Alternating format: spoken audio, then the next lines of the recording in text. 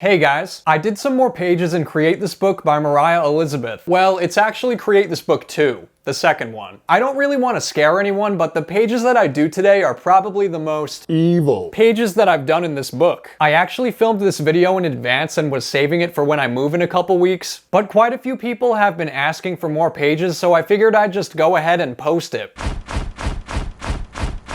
So first I decided to do this page. It says create an alphabet. Write every letter of the alphabet on this page. I thought about doing those baby block letters with the alphabet on them, but that's not very evil or dark. So instead I settled on making a Ouija board. I've heard people say Ouija or Ouija, same difference to me. I call it a Ouija board. But I thought just a plain Ouija board would be kinda boring to look at, so you can also feast your eyes on me and my girlfriend instead. Our hands on the Ouija board landed on no. Mostly just because I didn't want the arms to be too long and disproportional. I also wanted you to be able to see most of the letters. So for those of you searching for a deeper meaning as to why it landed on no, there is none. Help me. I just didn't want my noodle arms to look too wonky. I also added in some ghosts in the background, Trevor and then a random one that we summoned. Its face just looks completely ridiculous. We're scared. Those aren't giant lips, by the way. It's just a mouth. You'll see when I add some color. The ghost kinda looks like a fish mixed with a clown. I don't really know. Sometimes I'm even confused by the monstrosities I make. I added some candles to really set the mood. Create that dark academia ambiance. One of them is like a skull candle. I think it looks pretty cool, so I just wanted to point that out. I originally forgot to give my girlfriend a neck, which she wasn't really too happy about when I showed her. Apparently her long neck is her trademark, whatever that means. I had no idea she identified as a giraffe, so I actually ended up having to redo her. This one's my second attempt. I swear girls make no sense.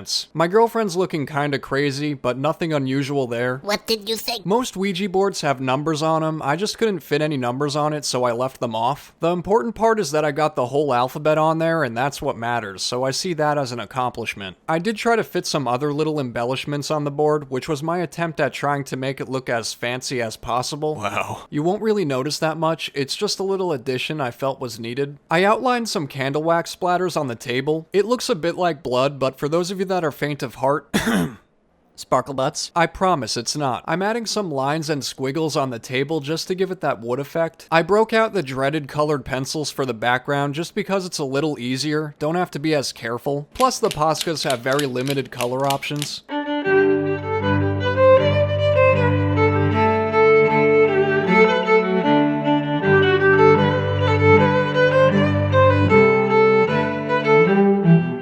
I don't usually use colored pencils because they always look textured for me, but I went in with a colorless blender pencil and I think it looks okay. It looks decently smooth. Now that I'm looking at it, because of the placement, it kinda looks like the ghost is a fart. Okay, how am I gonna fix this? That was unintentional. The green color almost makes it look like it's not even a ghost. I've just come to embrace the fact that it's a fart. We'll just say it's a fart. I ended up adding some bubbles just because I felt like it still needed something. That's as good as it's gonna get, so I cut it out and glued it into the Create This Book. It still looks like the ghost has oversized lips. Ew. It's really just supposed to be an open mouth. So the next page says create a daydream. Allow yourself to daydream here. I've seen a lot of people do something in the clouds. I was very tempted, but I didn't know how to make it evil. Instead, I settled for something higher up in altitude, the universe. After I sketched it out, I took a light purple Copic marker and filled the space behind me and the planets. I don't usually use Copic markers. Normally I just stick to Poscas, but as I've mentioned before, I've been trying to use other mediums, especially when I draw. I took a darker purple Copic and outlined the little galaxy kind of thing behind me. Basically, I've gone for a universe type theme, and here's me using evil magic powers. The energy thing around me, I call it a sparkle boom.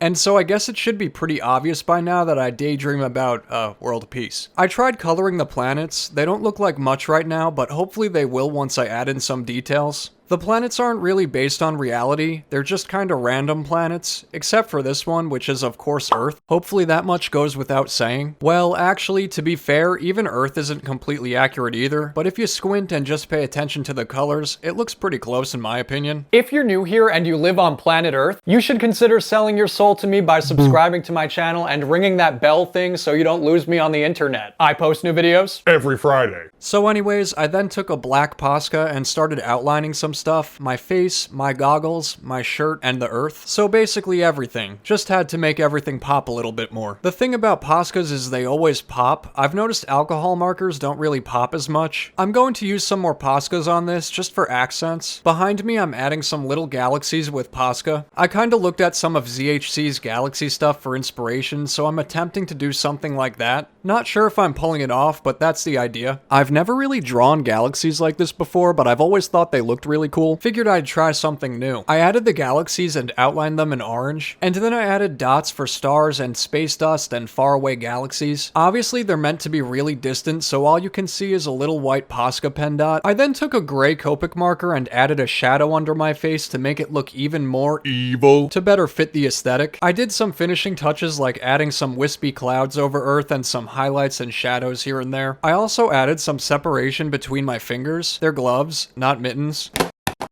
I just wanted that to be clear. They're starting to look a bit more like claws at this point. Once I was happy with just how diabolical everything was looking, I cut out the page and glued it into the Create This book. Hopefully I achieved that whole doom and gloom vibe. Wouldn't want to be confused for a sparkle butt. And then I flipped to the other page. This one says create animal prints. It has this little paw print underneath the prompt. Sounds simple. I could have just done animal footprints all over the page, but I wanted to do something more sinister and chaotic in true Darkside fashion. Ultimately, I decided to draw the Spy Raccoon, aka Secret Agent Trash Panda, dressed up as the awkward transition ghost, aka Trevor. He's basically riding on a skateboard and driving it with a canoe paddle. He's pretty inventive with his modes of transportation. I guess he's like trying to frame Trevor for a crime. Trevor is a little red ghosty boy. He obviously doesn't leave any footprints because, well, he's a ghost. This is the Spy Raccoon's attempt at not leaving any footprints. So did I really follow the instructions for this page? That's debatable. This page is kind of a stretch, but bear with me. The Spy Raccoon is on like a dirt road and the skateboard is still leaving some tracks behind, but he's doing his best. I mostly used Copic markers on this page and then went in with Poscas for black outlines and some white details, basically the same as the Daydream page. I threw on some little patches on the red suit the Spy Raccoon is wearing. I guess it's been worn a few times. This isn't the Spy Raccoon's first rodeo. He's clearly very experienced in the art of disguise. Bonjour. Hi.